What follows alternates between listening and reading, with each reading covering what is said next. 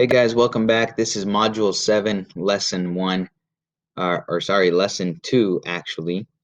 And we're going to be looking at solving systems by substitution. Now I want you to think of this word right here, substitution.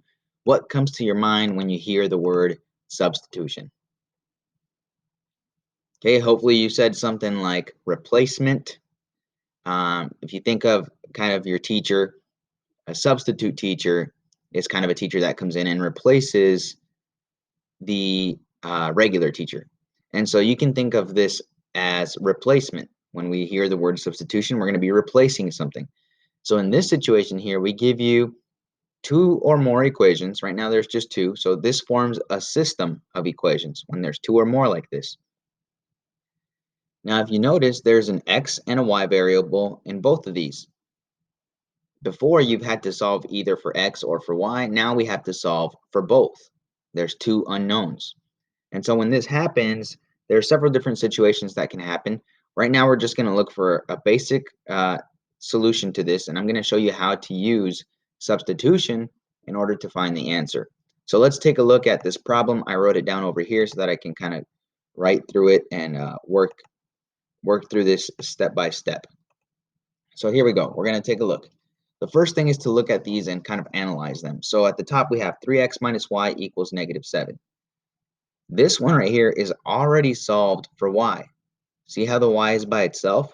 Y equals all this stuff, 4x plus 11. So I want you to think of all this stuff right here, 4x plus 11, that is equal to y. So if we go back to the first problem, look at, you see the y value right here. So basically, all this stuff can go and substitute the y value. This is why we call it substitution. We're going to put this in there so that we create one single variable, and then we can solve for that variable. Later on, we can solve for the second variable. So take a look. Here's what I mean. I'm going to rewrite this first equation. 3x minus this stuff. So instead of y, I'm going to put this stuff in there, which is 4x plus 11. Okay, that's how I'm going to write it in there. And then we have equal to -7 over here. Now notice the minus right there belongs to the y, but the y is now all of this, which is 4x plus 11. So we're going to have to do some distribution eventually to try to get this. Okay, we have to do the distributive property and combine like terms in the next step. So here we go. 3x. Now let's distribute the negative. Really, you can imagine like a -1 right here. It's just not there because we don't need it, but we're going to go ahead and distribute that negative. So negative times 4x, that's going to give me -4x. And then -1 times the 11, that's going to give me -11. And all of that still equals -7. Okay, so now we're here.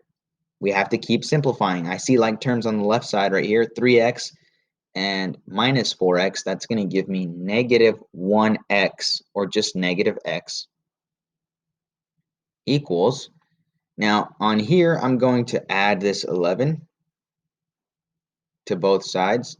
I'm kind of doing two steps in one. I combined these two like terms. They turned into that x right there, the -x. And now I'm, at the same time, I'm moving this 11 over to the other side. So these will cancel right here. And -7 and +11, that's going to give me +4.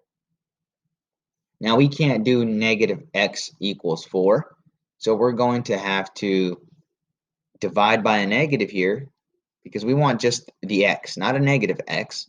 So a negative divided by a negative, those are going to cancel out. We just get x by itself. And then we have to divide this side by -1 as well. 4 divided by -1 is going to be -4. So there's the x value that we just found, and that's going to be your solution. But you still have an unknown variable for y. We don't know what the y value is. We know that it equals all of this stuff, but we don't know what x was until now. So now we can go back and plug this x value in here. Once again, we can substitute it and find out what the y value really is. Okay, so let's take a look. y equals 4 times x, and in this case, x is -4. Okay, I'm just substituting it in here, plus 11. So this, once we start to simplify it, this is -16 plus 11, which is -5. And that's what your y value equals. So we found an x, we found a y. We can write that as a coordinate pair if we wanted to, and that would be -4 comma -5. There's your x and y value. So there's your final answer when you apply substitution. Hopefully that helps us get started.